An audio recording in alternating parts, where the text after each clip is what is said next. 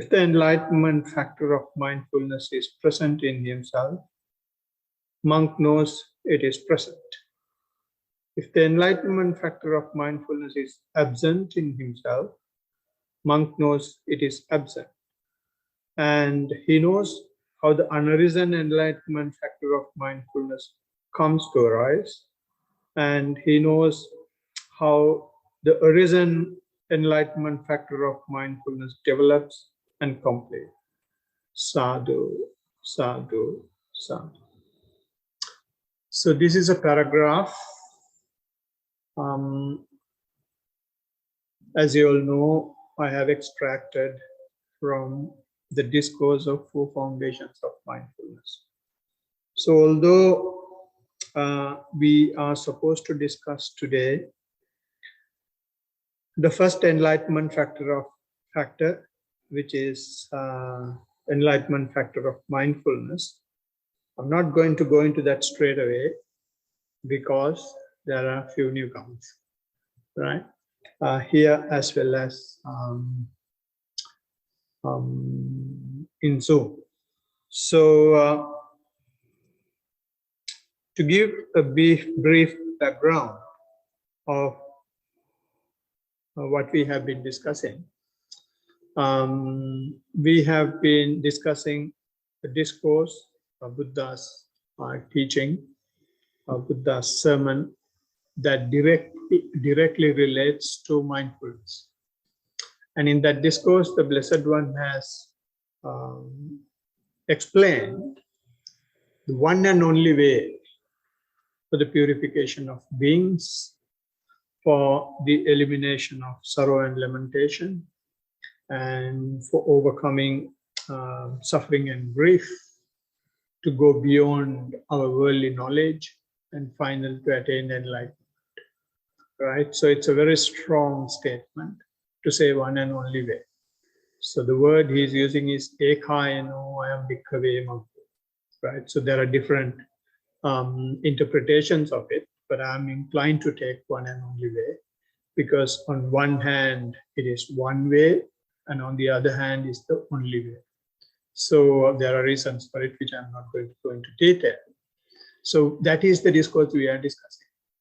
So if I give you a brief summary or the framework of that discourse, the Blessed One is discussing how you become mindful of yourself, right? So when I say of yourself, it is about physical and mental process, right? Yourself means an animal, means a human being, means an existence of a physical process and a mental process and the interconnection between the two. So he's asking us to be mindful of that. So therefore, he's dividing the basis or the foundations on which we can be mindful on four things. The first one is, he says you can be mindful of the body. And then he says you can be mindful of the feelings. That is the bridge between the physicality and the mental process. And then the third one is you can be mindful of the mental process itself, right? And once you are mindful of these three things, then he's giving the same thing once again, but at a subtle layer, at a deeper layer, right? So again, understanding of physical process and mental process, but not the way that it was mentioned in being mindful on the body and being mindful of feeling, being mindful of mind. It's at a different layer.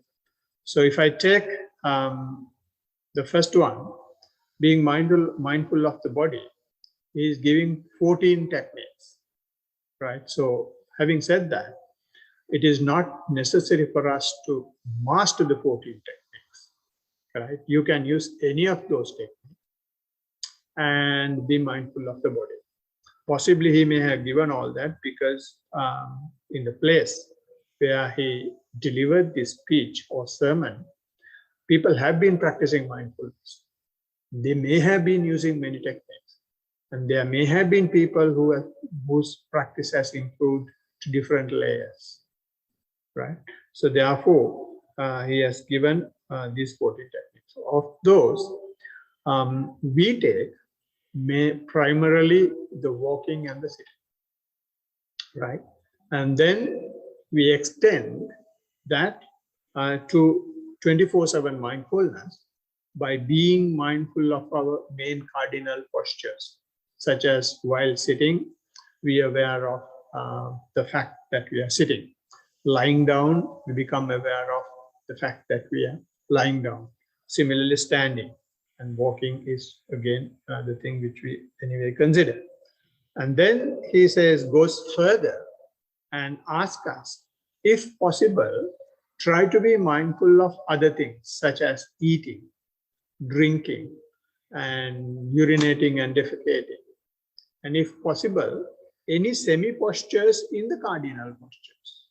Because when you sit down, you will sit down from standing. So the standing posture is changing to the sitting posture.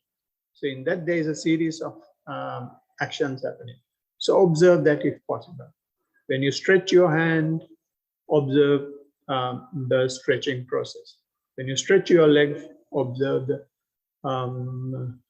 stretching process. And anything, right, that relates to the body, any way that you keep your body, try to be mindful of the body, right? So those are the things that we use to be mindful of the body mainly, right? And then when you try to be mindful of the body and when your mind goes into the body in this manner gradually, there is one thing that is apparent, that you are living. The fact that you are living will be communicated to you through the sensations that you get in the body. And for some of those sensations, we like, and some others we don't like. So therefore, when the fact of liking and disliking comes into the picture, it turns into feelings, right? So you will have mainly two feelings, which is pleasant feelings and unpleasant feelings. So they are the two main things. And in between also there is one feeling where you don't have either pleasantness or unpleasantness. So we call it neither pleasant nor unpleasant feeling, right? So mainly there are three types of feeling.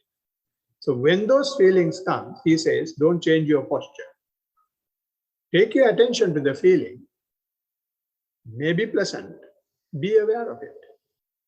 Mainly when it is unpleasant, take your attention to that unpleasant feeling, the epicenter of it, and be aware of it without hating it, without fighting with it. It's a challenge, definitely, when you initially start, but it is something possible. You can increase your threshold very slowly, right? Every second, little by little, if you are patient enough, you will be able to increase the threshold. When I started with 5 minutes. And I never thought I will be able to practice more than 5 minutes, especially sitting. One day, even without my knowledge, it went in a flash. I felt like it's 1 second. Then I immediately knew this is something possible and increased it to 15 minutes. Was struggling for some time. Once again, the same thing happened. 15 minutes went in a flash. So if you are patient enough in that manner, then your threshold increases and you will be able to gradually increase. Should not leap into big changes. We should gradually, slowly, little by little, increase your time when you practice, when you change the time. Right? So once you are able to go through the feelings and go through the body, right?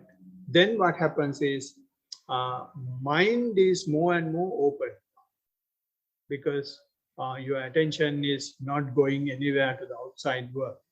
Your attention is with the body, and there are feelings, pleasant, unpleasant, neither pleasant nor unpleasant feelings as well.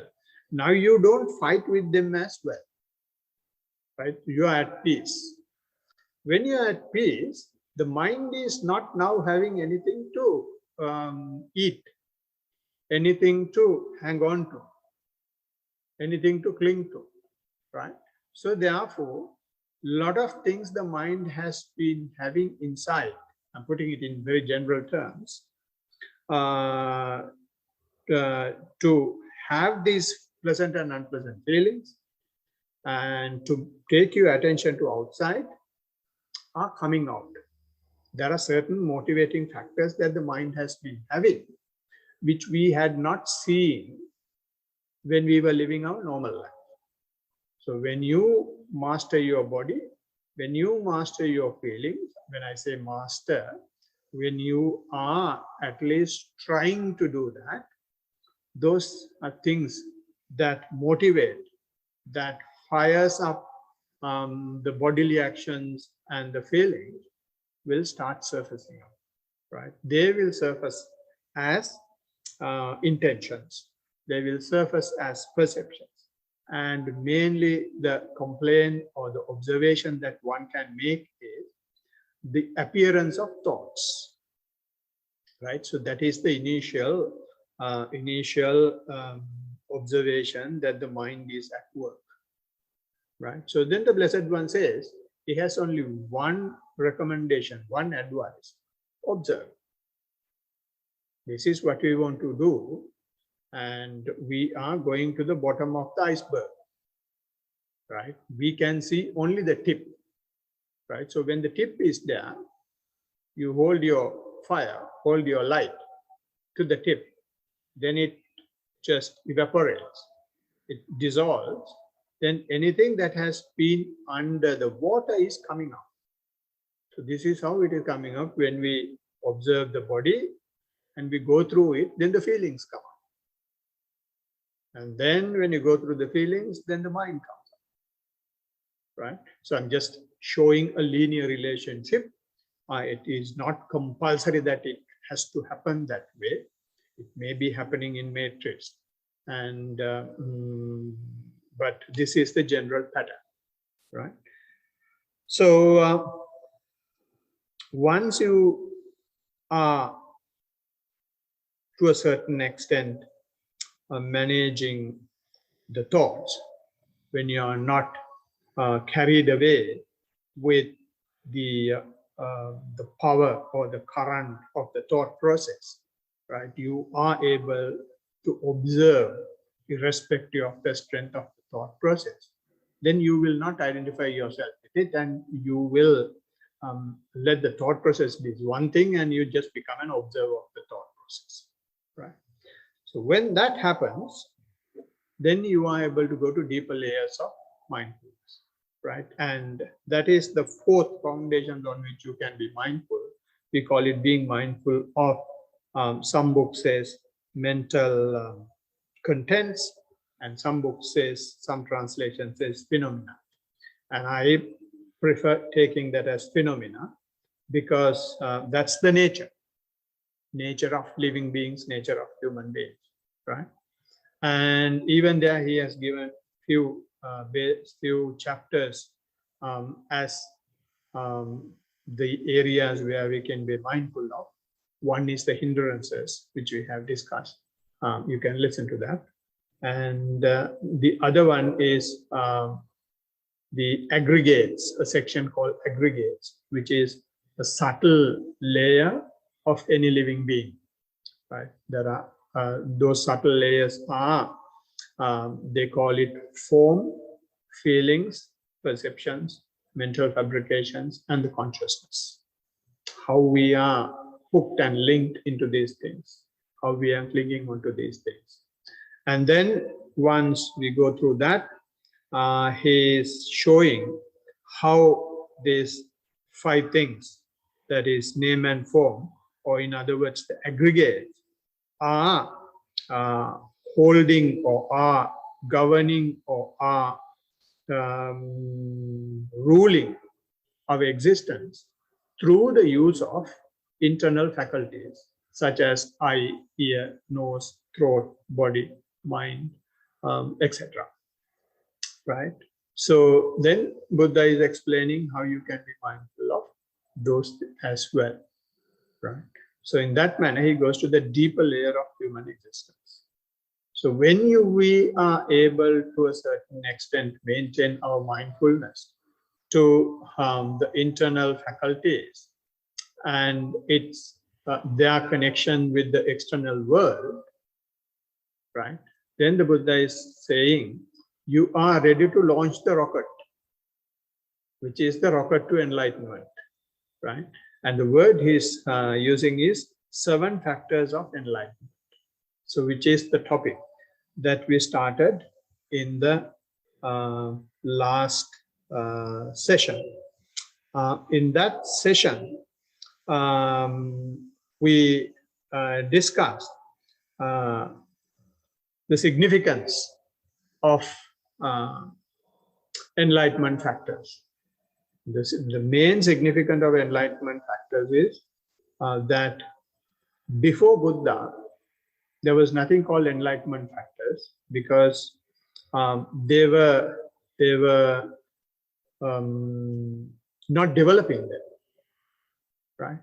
And the other thing that we discussed in the last session was that how we know that our enlightenment factors are developing.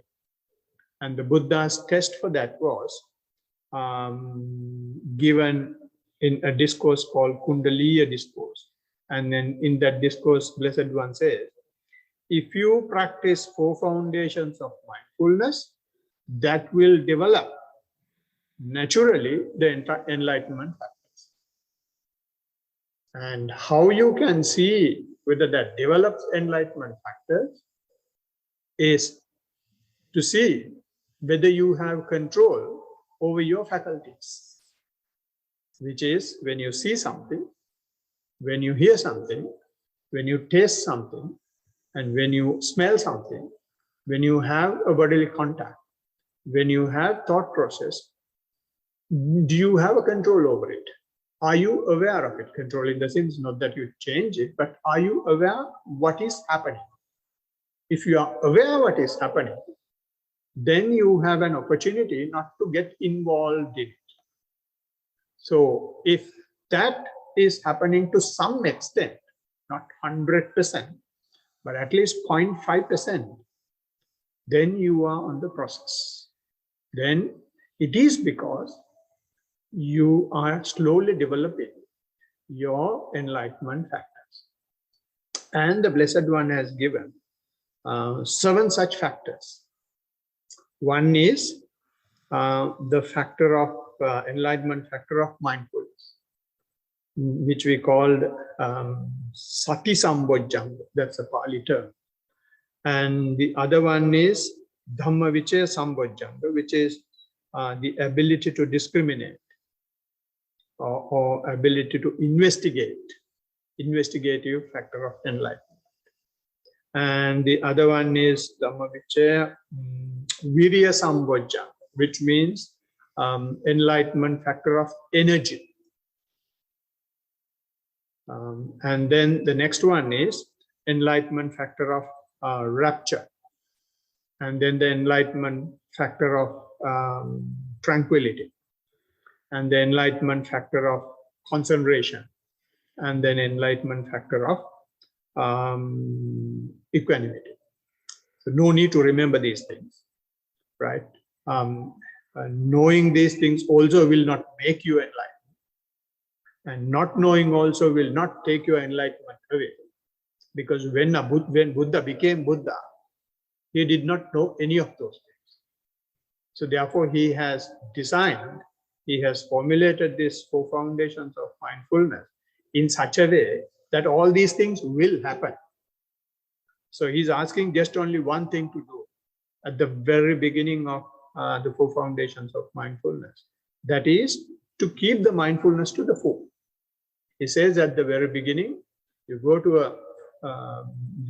a forest or foot of a tree or to an empty hut, sit cross-legged, keep your body upright, and take your body as the focal point, and keep the mindfulness to the full.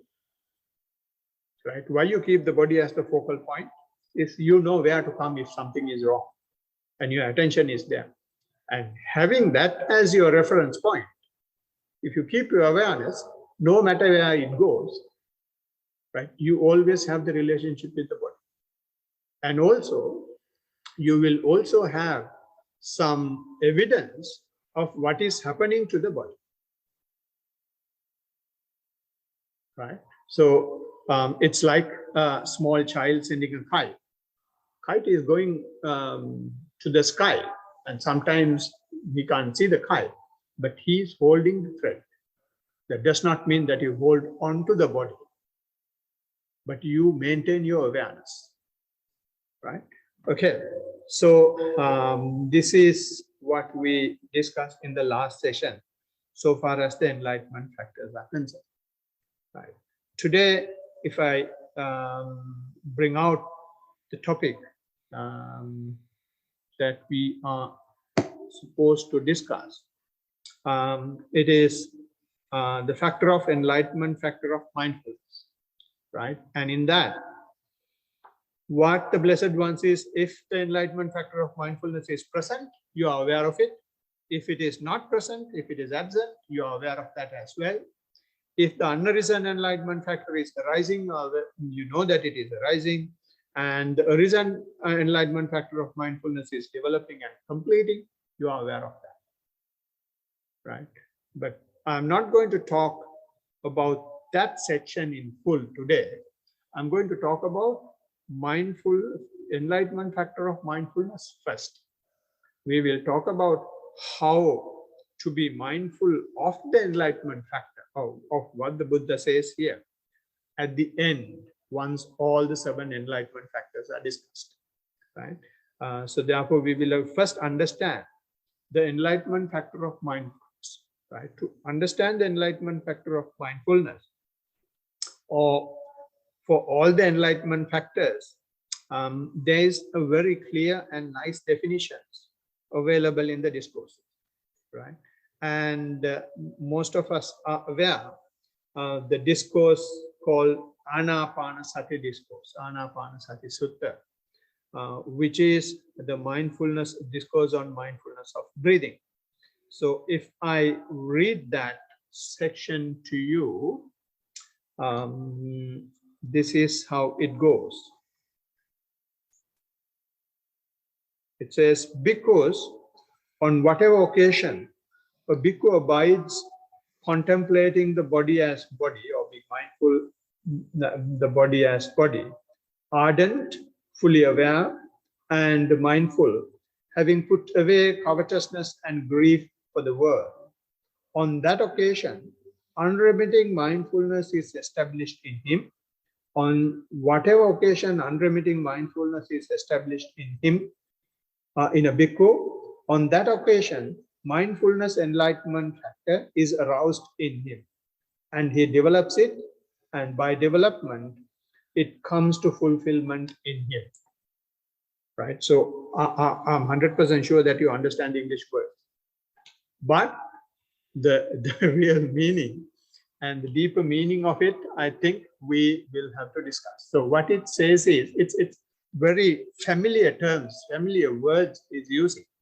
And he says, because on whatever occasion, bhikkhu abides by mindful or contemplating the body as body, right? That is how the Buddha starts, 4 foundations of mindfulness. He says, you will have to be mindful of your body, you will have to be mindful of your feeling, you will have to be mindful of your mind, you will have to be mindful of the phenomena, with 3 main characteristics. 3 main characteristics is, first one is ardent.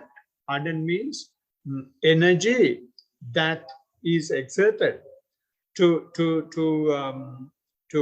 clear all unwholesome states, right? So that is the meaning of ardent here, and I'm not quite sure the word ardent is giving that full meaning. The word Pali term which is used is atapi. Atapi means you exert energy to get rid of or to eradicate as much defilements as possible. Right. And the other quality that you should have is fully, the word that is used here is fully aware. But the Pali term that is used is not full, is bit wider than that. Pali terms that is used is sampajano satima, which means continuing awareness fueled by mindfulness. Right? That is sampajano satima, means you have clear comprehension. Right?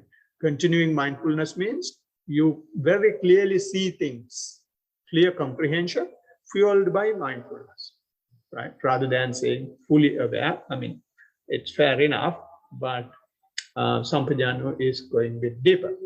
And fully aware and mindful, and then says, having put away covetousness and greed to the world, which means you will be disciplined in the world where you have so much of greed, resulting grief.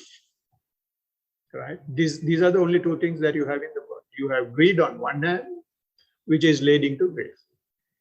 Blessed One says, you be mindful of your body, feelings, mind, and the phenomena, disciplining yourself without getting trapped into these two. That is the word. Right?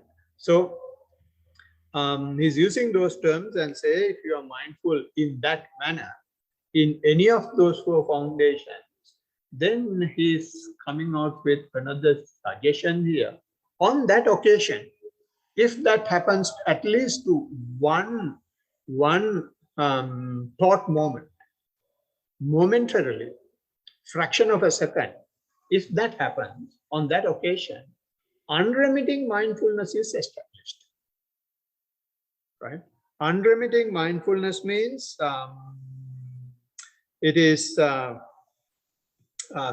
Pali term that is used is asammutta. Right? Asammutta means not confused, very clear and steady. You are not wavering. Right? You are mindful, you are aware, whatever is going on, and you are not confused with it. You're 100% with whatever is happening. Unremitting mindfulness. Right? If that is there, because when we are mindful, always we will have some agendas in our mind. Oh, I observe the breath, and I observe the walking, and also I have thoughts, and also I hear these sounds. Or when is the bell going to ring? Right? So you are mindful of what is happening, but it is bit contaminated with things. Right? When the mindfulness factor of enlightenment happens, for thought moments, not for hours together, for thought moments, you are 100% with whatever is happening. And you are engrossed with it. And you are aware. And that is unremitting mindfulness. So on that occasion, if unremitting mindfulness is established in him, on whatever occasion unremitting mindfulness is established in him, on that occasion, the mindfulness enlightenment factor is aroused. That is called mindfulness enlightenment. So I'm 100% sure when you are practicing, you definitely have such thought moments. Right? So when you walk for 45 minutes, when you sit for 45 minutes, I mean, we are in our own dream world. Right? We don't 100% keep our attention to either the leg or to the breath or to whatever is happening. At the end of the time, we don't know what happened. Right? But there will have very clear few thought moments where you exactly knew what was happening. And when those thought moments are accumulated, then after the practice, you will have some report. You will be able to say, these are the things that happened to me during my practice. Right? So when you are able to report in that manner, I was able to observe my leg. And when I was able to observe my leg, I was able to observe what I was feeling on the sole of the feet. You precisely say that. And which means in that particular moment, your mindfulness has been unremitting. And then before I go to the next leg, I had this thought, right? So when you had the thought, even there, although we don't appreciate, when you very clearly say that you had a thought, your unremitting mindfulness is there. But you may be writing in a way that it's a complaint. So therefore, it may not be an enlightenment. For the same reason, what you saw in your leg before also may not be enlightenment. But if you keep on practicing in this manner, and when your teacher says, okay, you have been although the object has changed, and you have been maintaining your mindfulness, just be happy with it. And then you change your attitude towards your practice. And what happens is when you keep on practicing, you are slowly developing enlightenment factors of mindfulness. And over a period of time, you don't know, there will have a huge change in the way we live, in the way we act, in the way we talk, and in the way we think, right? So that's a gradual development of enlightenment factors. So I'm just explained this word unremitting mindfulness, right? And yeah, how we get here is a question. As I mentioned in the previous talk, there are 37 factors of enlightenment, right? Of those 37 factors of enlightenment, these 7 factors for enlightenment is just one category, right? So in these 7 factors, the first one is enlightenment factor of mindfulness, right? But before that, before coming to enlightenment factor of mindfulness, this mindfulness has been there and it has now evolved into this stage. So if we see the other mindfulness or mindful stages that the Blessed One is giving within 37 factors of enlightenment, first one is 4 foundations of mindfulness, right? So there you have 4. And then he's talking about faculty of mindfulness, right? That is 5.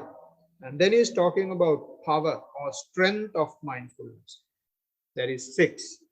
And the 7th one is enlightenment factor for mindfulness, right? And there is one even after this, which is right mindfulness, right? So we are not talking about right mindfulness at this stage.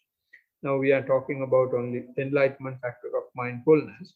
So why I listed these 7 stages is to bring to your attention that enlightenment factor of mindfulness is something that is evolving. Evolving from what? According to the Blessed One, evolving from the 4 foundations of mindfulness, right? And if I may go step further, it evolves from the basic seed of mindfulness. It evolves from the bare attention, right? It evolves from our attempt to bring mindfulness, right? Because we are coming from a world where the mindfulness has not been practiced at all, right? So before we bring our attention to any of the 4 foundations of mindfulness, there's a huge struggle going on. Whether you observe the breath, whether you observe the thought, whether you observe the sound, and so many things are happening, right? So that is because we have to start with the mindfulness seed, the bare attention. When you bring the bare attention, you start seeing all this. And after a while, after struggling with these things and after discussing your practice with the teachers, and once the teacher says, that's okay, you just keep on whatever you are doing. When you are able to observe whatever that is possible, maybe the breath, maybe the thought, maybe the sound, whatever. You just keep observing, and that settles you down with the awareness. Once you are settled with the awareness, then that itself will pick what foundations your awareness will go to, because now you are not fighting with the disturbing factors. You are making them as supportive factors instead of disturbing factors, right? So you're changing the attitude, right?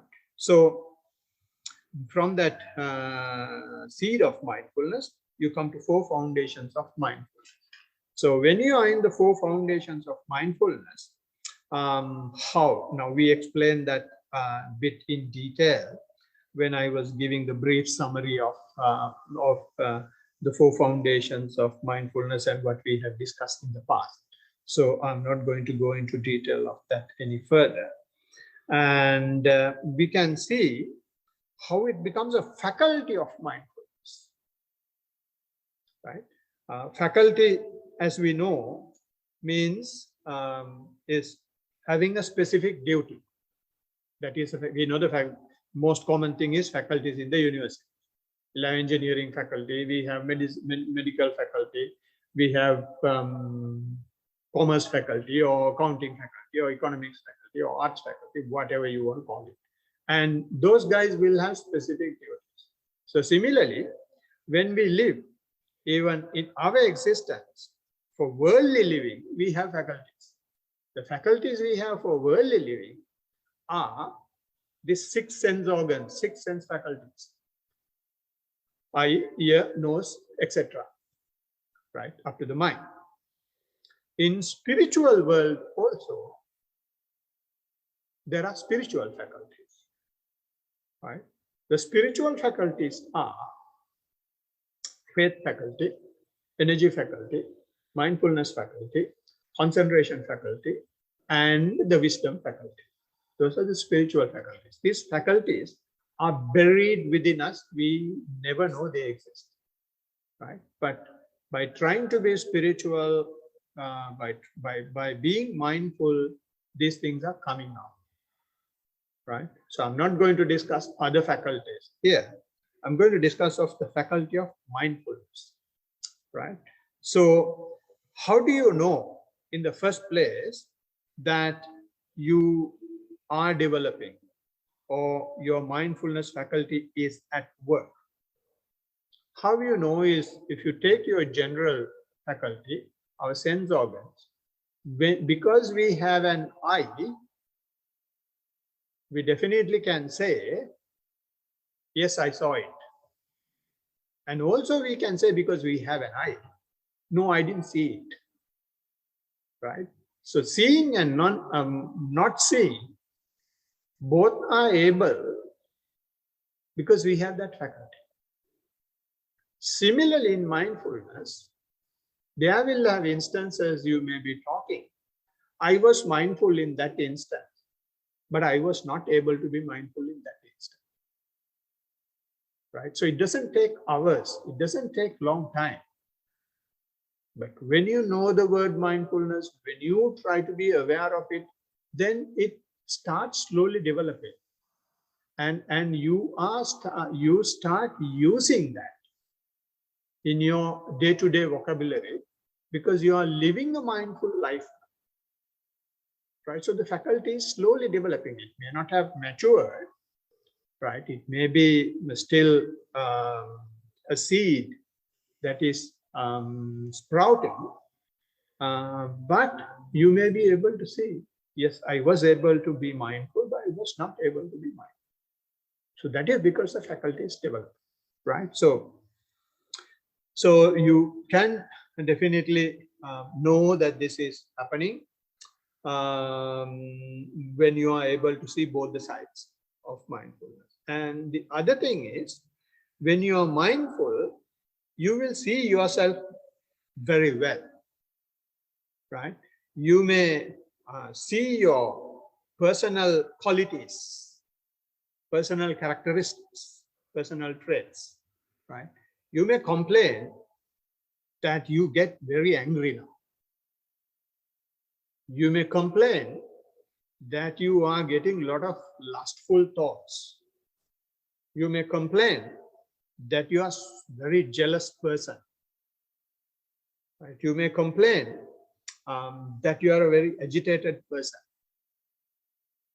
That is because you start seeing yourself now. Not that they are new things that have come up. They have been there. You never saw yourself. You have been looking at the anger of the other person. I've been looking at the lust of the movie in the TV, not of yourself. Now, since the attention is not outward but inward, you start the same thing within you. That is because the faculty is at work, right? And the other thing is, when you sometimes provide your report, you will provide your report in such a way that you are trying to hold on to it. And I can be mindful, but how can I improve it? How can I observe more details of the leg? How can I observe more information of the breath? You are trying to make it permanent. You are trying to make it yourself. Right? That's because you have seen now that it is at work. Faculty is developing.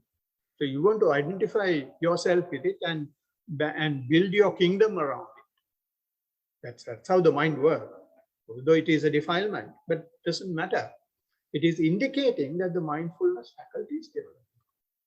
Right. So another important thing that you can see there is your heightened sensitivity.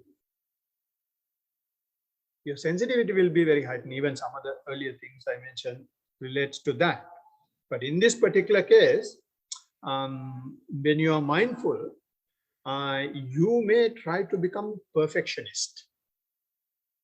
You want the plate to be washed in a particular manner, wiped in a particular manner, and use particular cloth to wipe it, and place in a particular way, and you try to be perfectionist in everything. Right? That is because now purification is happening. Mindfulness is at work. Things are being cleared. So you have seen that this is, as Buddha says, purification of beings. It's one of the things that will happen. So because of the mindfulness, you are seeing that you have not been doing things properly. Right? So you try to become a perfectionist now and make use of this. And this is why people use, especially the corporate world, talking about mindfulness so much, because they can make use of these qualities and increase their profit. It is not for the enlightenment of beings. That is to improve their bottom line. Right? So I'm not going to go into detail of that. If I go into detail, I will not be talking about enlightenment of mindfulness or the faculty of mindfulness.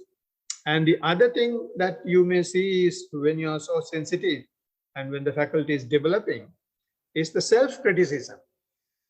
You criticize yourself even for the slightest mistake. I should not have done this. I should have done this. It was my fault and it was in my fault. And why did I do this? You criticize yourself. You never forgive yourself when the faculty of mindfulness is developing, because when you are mindful, only thing that you can see is how bad we are, what negative qualities we have. So when we see our negative qualities, we start hating ourselves. Right? And the other thing is we also criticize others. Right? Okay, we are doing mindful practice, yeah, and why these people are outside laughing so loud? Can't they understand that we are meditating here and all that? We start criticizing others, and I'm doing that a lot. Doing that a lot.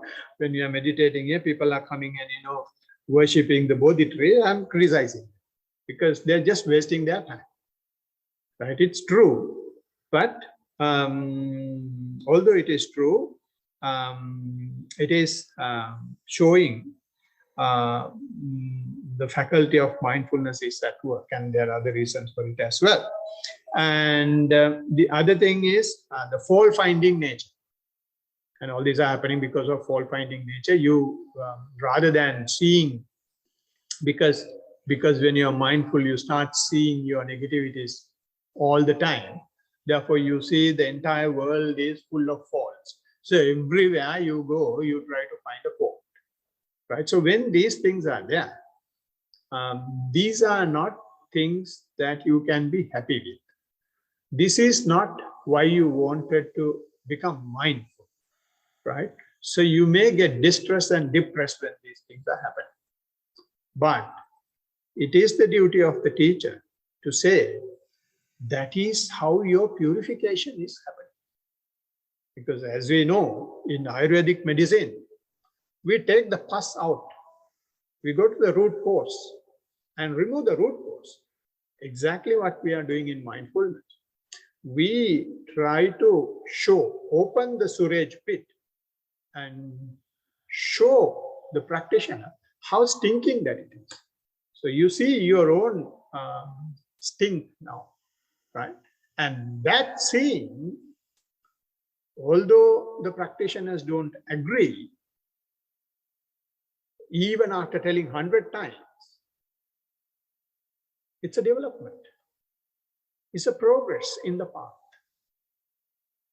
right? It's something that you will have to be happy. Since you are now more with you, you are able to see more of your bad qualities. And now you have an opportunity to correct yourself, which you did not have in the past. So it's a simple equation that the Blessed One is having. So the other thing that you will have is you will be more anxious, and you will have more worrying nature in your day-to-day activities. And I was having so much of anxiousness when I was practicing some years ago, and I did not have anybody to ask and understand, to tell someone what is happening and get some clarification. I had to drive about 150 miles to Sunshine Coast and talk to a teacher in the center called Vipassana Center, which is run by Goenkaji practitioners. And I went and spoke to them. Only thing they said was, it is like that, you keep on practicing. There was no justification there. They were not able to tell why it is happening, right? But fortunately, we found someone who is able to explain these things in detail, which is our teacher, Bhante Dhammajiva. So he has put a lot of light into the practice. So now we know, and we are able to tell the other practitioners what is going on, and they progress very fast. Then I tell them I feel jealous about them, because there are certain things I have struggled for years. Now they pick them in few months. So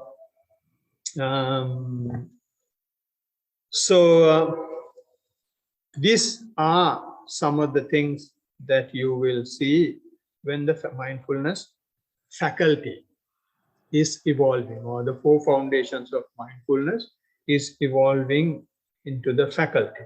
So the next thing, I will stop my talk with the next one, which is this mindful faculty then evolves into power of mindfulness, or the strength of mindfulness. Before becoming what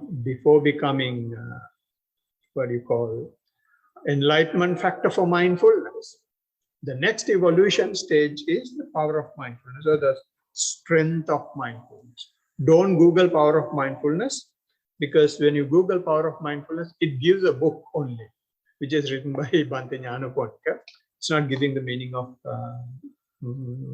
power of mindfulness, or the next evolution of mindfulness. And you see a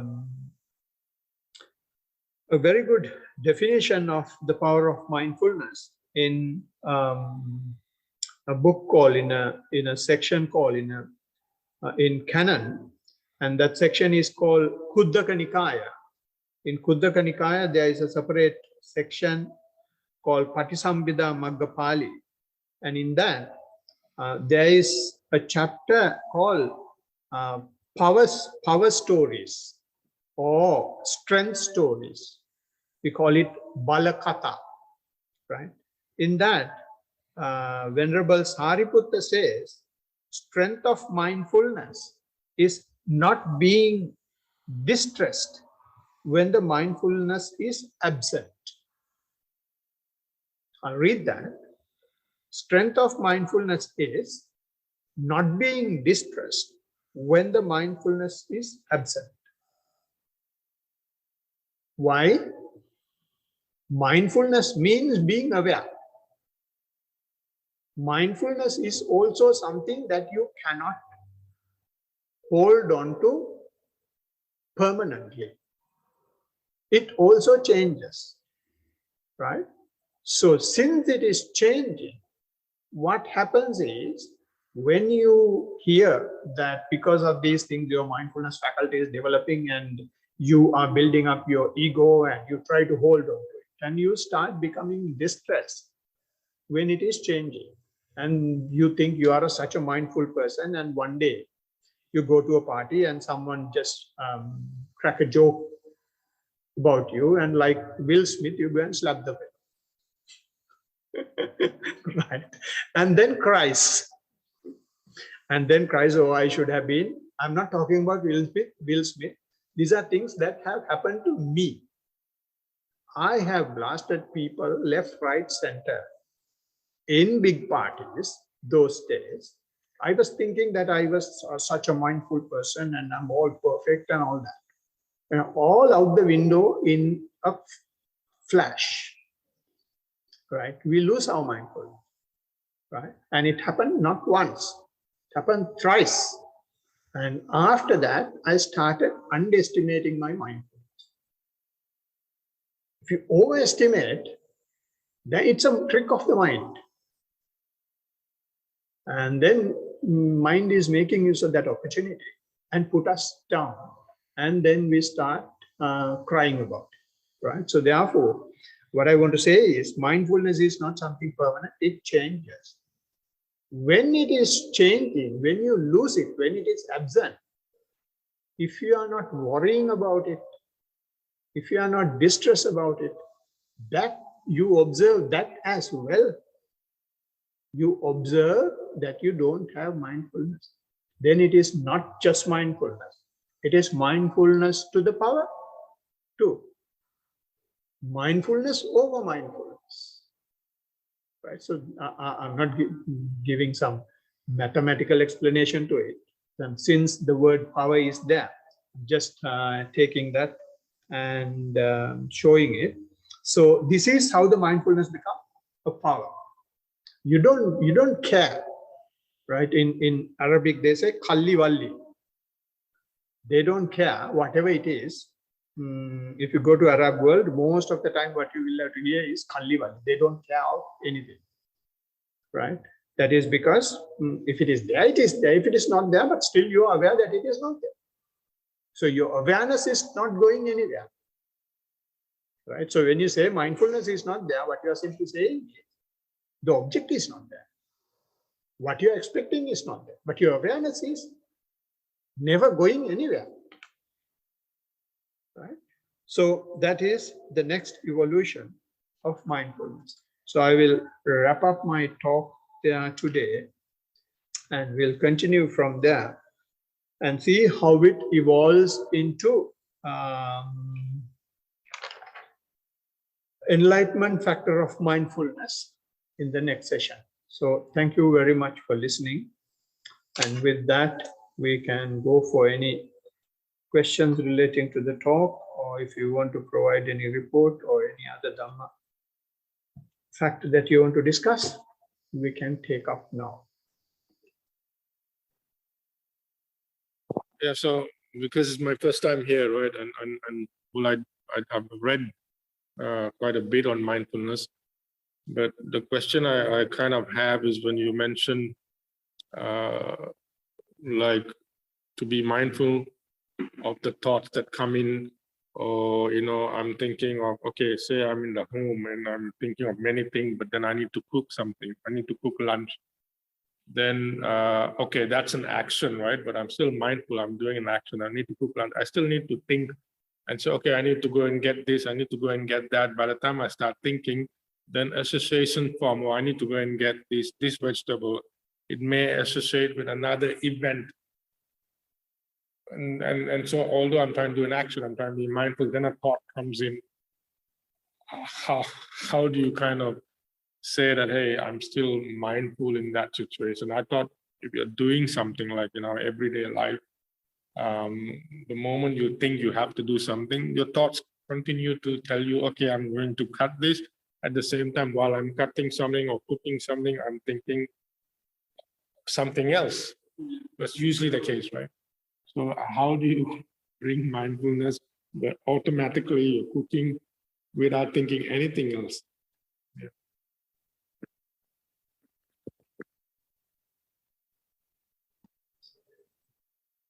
Yeah, that's a good question. This is how you feel when the mindfulness faculty is developing, right? Because when the mindfulness is there, our mind is trying to say that it has to be there all the time. It has to be there only on the thing that you want to do. Everything else should stop, right? But it is not so. But you are aware of it. Why you are aware of it is because you are trying to bring your attention to one thing. Since you have a reference point, then you can see that you are deviating from the reference point. That awareness is there. The only thing that you can do is you don't worry whether it is going there or whether it is here. Now you can have a smile. Now I'm aware of what my mind is telling, right? So it's our mind is so much obsessed with holding on to one thing. So therefore, it is trying to craft a lot of questions to establish that. The very thing that the mindfulness does is won't allow the mind to establish that. Teach the mind, train the mind that we appreciate only the awareness, not your agenda. So therefore, these type of comments are so useful to understand. Any questions, comments, criticism in Zoom or reports? How did your practice go, sitting and walking? Sorry, but How you practice walking?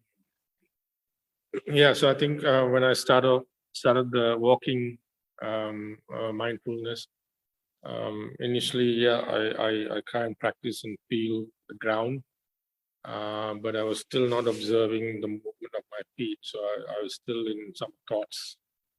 But as I probably did, minimum 10 minutes or so, I start to find myself bringing myself down to my feet. Then I start to think, okay, I took your left-right example, but then I went further and said, okay, when you walk on the grass, there's some rough grass, there's some smooth grass, there's some wet grass and some dry grass. So I started telling myself wet field, dry field, rough.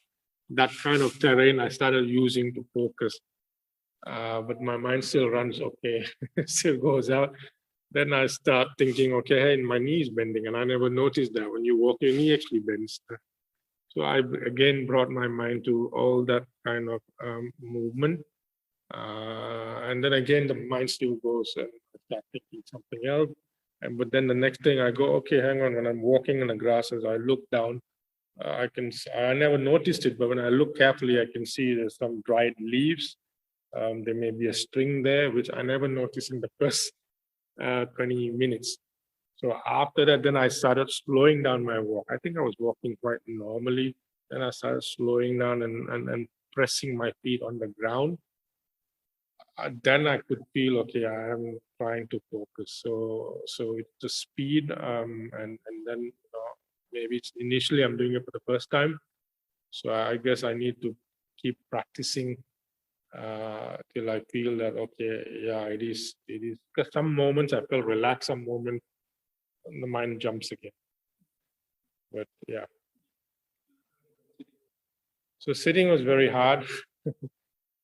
Because at home, when I do maximum, I can do 15 minutes, and normally it's an action of breathing I do, and I try to focus on my nostril by thinking about it. But over here, and I keep moving, and I couldn't really get more than 5 minutes. I keep stop, start, stop, start. So maybe just still thinking about the whole new environment for me. Yeah. Okay, good. Especially walking, from the way you provided the report, it gives comprehensive awareness. It is not specifically, okay, you are not giving a lot of details about the walking, but you know what has disturbed your walking and how it has come back, and once again how it is disturbed, and gradually how you are settling into it is what you are providing, right? But still the mind is having that attitude that you are not doing so well because you are not hanging on to one thing, right? So, but when you carefully listen, it's gradually spiraling around, settling in, right? So over a period of time, you have seen more details of the walking process. You have seen more details on the path. You have observed more details of what you start feeling, right? And you have used your own technique of being mindful of the walking process. So whether it is disturbed by something compared to walking or not, if we just keep ourselves happy that you are aware, then nothing will bother you. Then the mind has to settle into the walk because it wants something to survive. But if you struggle, okay, complain yourself that this is not going well, that is not going well, then mind will be hanging on to those things. Yeah. And even in the sitting, what I say is because your number one, the practice is slightly different because it has been very object-focused practice. But here it is not object-focused, it is the awareness. So we try to get more close into the body, and we let the practitioner to select the most prominent place for the observation of the respiration. It may be your time. You just take your attention to the body and let that relax, and then let the body tell you where you feel your breath instead of intentionally bringing. I'm not saying it is wrong. I'm not saying you cannot do that. I'm not saying you should not do it. It is possible. But it's a stress if you do it, right? We don't bring that stress. We just let the body tell us. Keep your attention generally to the sitting posture, and then the body will tell, because breathing is anyway happening. There's nothing for us to intentionally do. And body will tell whether you feel it in the abdomen or in the chest or at the entrance of the nostril. Then you keep your attention there. Once you pick an attention, when you pick one prominent place, then you try to keep your attention there and see what you feel when you breathe in, how you feel it, and what happens when you breathe out, and how you feel it. And then you try to observe what happens to that place and the respiration over a period of time. Which skill you have, since you have done that in your walking already, right? And then when this is possible, then you can bring slowly your attention to observe how the breath starts, how it progresses, and then how it ends. Similarly, the out breath. So you let things happen, you just become an observer, like a third umpire in cricket, right? So over time it will come up. So then main thing is you don't involve with it. You just become a passive observer. Right. Any other comments, question? Chanul Galage, can you tell me something about yourself? Bante, I am Chula actually. This is my son. Right. Okay. Bante, I have a small query. Yeah. Now, when I take a body wash, I try to be mindful of the actions I take. Most of the time, I realize my mind goes here and there. I try to concentrate, but it doesn't stay in one place. So ultimately, I can't remember whether I have applied soap in my face. It happens most of the time. So I was wondering now to be mindful, how to overcome that type of, I like to be mindful all the time, but as Bhante says, it doesn't happen all the time, it also changes. But if you take this action of taking a body wash, how do I keep mindful throughout the entire process? Yeah, now since you have practiced for some time, it is natural that you will forget things. Because by practicing, what we do is we slowly dissolve the perceptions that we are building. Right? When we are not mindful, we try to hold on to things. To hold on to things, we will have to keep on building, clinging on to perceptions. Right? But when you become a passive observer, you simply give up perceptions. That is what we call mastering body, mastering feeling, mastering mind. Right? Means you go through them. You don't identify yourself with them. So things are happening on their own, and we are not part of it. So what happens is when we try to be mindful of each and every activity, that's a suggestion by the mind to hold on to mindfulness, hold on to perception. So therefore, what you are saying is something normal. It's a sign of the progress that you don't know whether you applied soap, whether certain things that should be done have been done. But you have taken a wash. And most of the time this happens when you come home from the office. When you park the car in the garage, only you know you are at home. And you have come all the way from the office home without any problem. But you have not noticed whatever that has been happening on the road. But if something serious happens, suddenly our mindfulness comes and helps us. Right? So like that is because we are indifferent to things. And the similar thing is happening, but in this case it is not indifferent.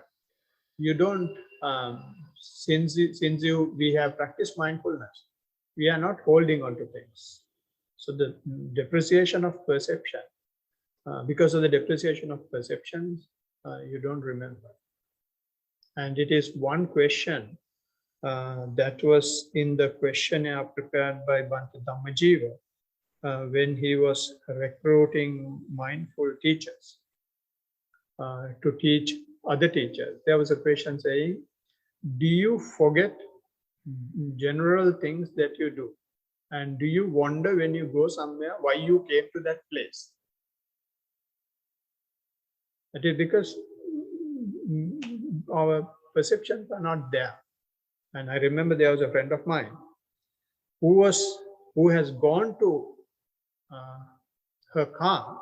She is near her car and looking for her car. She can't see her own car. So therefore, what you say is progress in the practice rather than loss of the practice or going backward on the practice. Did I answer your question or did I answer something else? Bhante, you have answered my query. All right. Thank you. All right. Presume there are no other comments, questions. So we can conclude the session. To conclude the session, we will, in the traditional manner, transfer these positive energies who are able to absorb them. So there are a lot of people who help us in the continuation of these programs, human beings, non-human beings, who see these things and rejoice what we do. And may they have all these positive energies that we have generated today and in the past, and be happy. With that in mind, we will chant the usual stanzas given here, starting from page 5 for those who are here.